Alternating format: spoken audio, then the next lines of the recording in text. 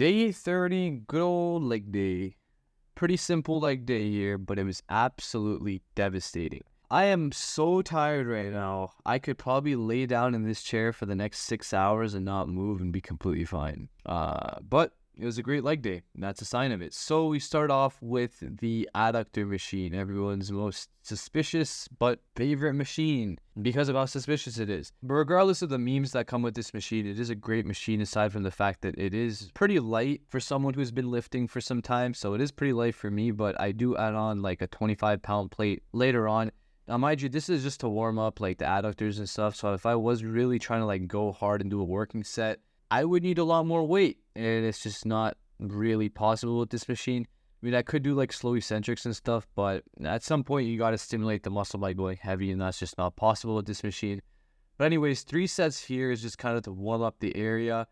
I do get a really good pump in the adductors, though I think they're actually going to be sore because I haven't done this in so long. Probably been close to a few months now, actually, since I've done the adductor machine. I don't do abductors because, like, it's not because it looks stupid and it's for your glutes. It's just, like, I don't really feel like I need to do it to warm up anything. Like, I do the adductors because that area is actually, like, stimulated quite frequently when training legs. The same can't really be said for abductors, so just adductors here, 3 sets, pretty simple stuff. What do you think we're going to do here? Typical leg day for me, I kill the hamstrings first, then I do the quads. Why? Because if you do quads first, you're going to have no energy left to do hamstrings, you're going to half-ass it, and you're going to have no hamstrings, which is obviously not good. So 9 sets of hamstrings, you do 5 of the seated and 4 of the lying. When I did the lying leg extension, or rather the lying leg curl, I did single leg. Unilaterally. Why? Because it balances any asymmetries in the legs. Legs are such a big muscle. If you're like me, your legs are pretty big. You can't really see too clearly, especially when you're in the off season and you're a fat ass like me. You can't really see the separation in the legs or like the difference in the size, which will affect you once you diet down and actually compete. It's something that judges look for, and you really want to be symmetrical, so you want to balance out any asymmetries by doing unilateral work. Obviously, not everything should be unilateral because you still got to do like these exercises where you use it both sides at the same time. But 5 sets of just regular ass seated leg, I keep saying leg extensions, is leg curls. I progressive overloaded here to 235 pounds on the stack, which is almost the entire thing. 295 is the entire thing, so I'm getting there.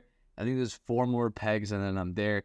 It would be pretty sick by the end of this bulk to be at the full stack, but even if I do, it'll probably only be like 8 to 10 reps. Regardless, we finish this off, do a couple drop sets for like 1 or 2 of the sets, and move on to the single leg lying leg curl.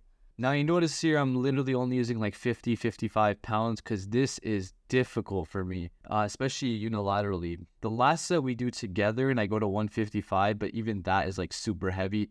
It just goes to show how hard we train the hamstrings today. Another thing that doesn't have to do with the workout, I've been super flat from yesterday and today. Just some things happened. I was outside for like the whole day. I was dehydrated and I didn't really get to eat enough food. I'm starving right now, even though I just ate a meal like 30 minutes ago. It was a pretty big meal too. So that just goes to show I need to refeed and get back up to some pretty heavy numbers. I was 199 this morning though. So if I refeed today, tomorrow I should be over 200 in the morning, which is like by far a new heavy weight.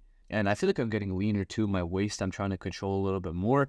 Keep that down because it's important in classic physique especially. But yeah, back to the leg day, finish the lying leg curls, and we move on to a prime squat movement, which today is going to be hack squats. So I alternate between hack squats, Smith squats, regular back squats, heel elevated back squats, and just random squat variations. Today was the hack squat. I haven't done it in a long time. First working set of 6 plates. Don't go completely to failure. Second working set of 6 1/4.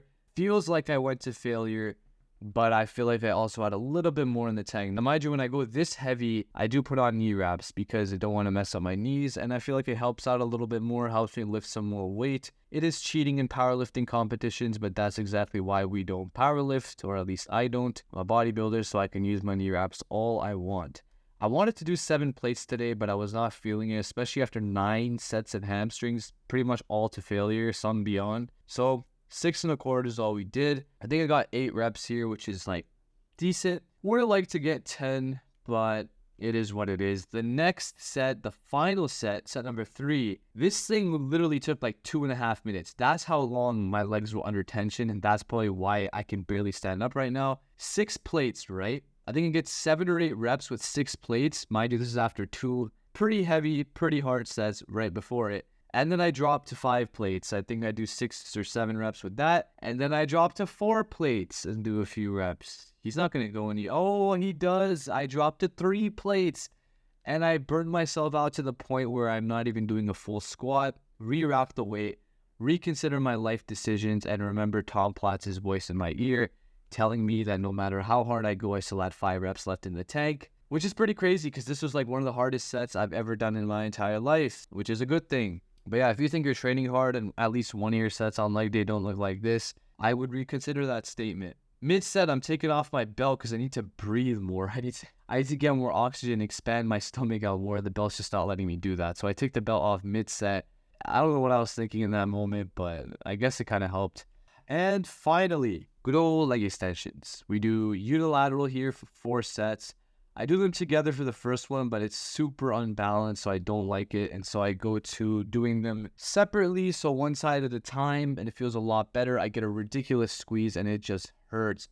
My quads, without flexing, literally felt like diamond was in my quads. Like, it was so hard. Diamond was probably the second hardest material after today's leg day. Like, it was genuinely crazy. 4 sets on the unilateral ones, and then we move on to 2 sets over here on the leg extensions. So I forgot to mention that on the unilateral ones, on the last set or the last 2 sets, I can't remember, we superset it with sissy squats. Here are the leg extension for both of the 2 sets. We do double drop sets. First set, I did the full stack and my range of motion was garbage. As soon as I lifted the weight up, I'm like, yeah, this is way too heavy after what I've done today, but I just went with it and did a double drop set. And my God, when that last set was done, I felt so relieved and accomplished. Walking home was like abysmal. Like, I literally could not bend my knees or I'd fall over. I had to stay locked out the entire time. So just imagine how I was walking. Probably looks like a penguin, but it's fine. It was a great leg day.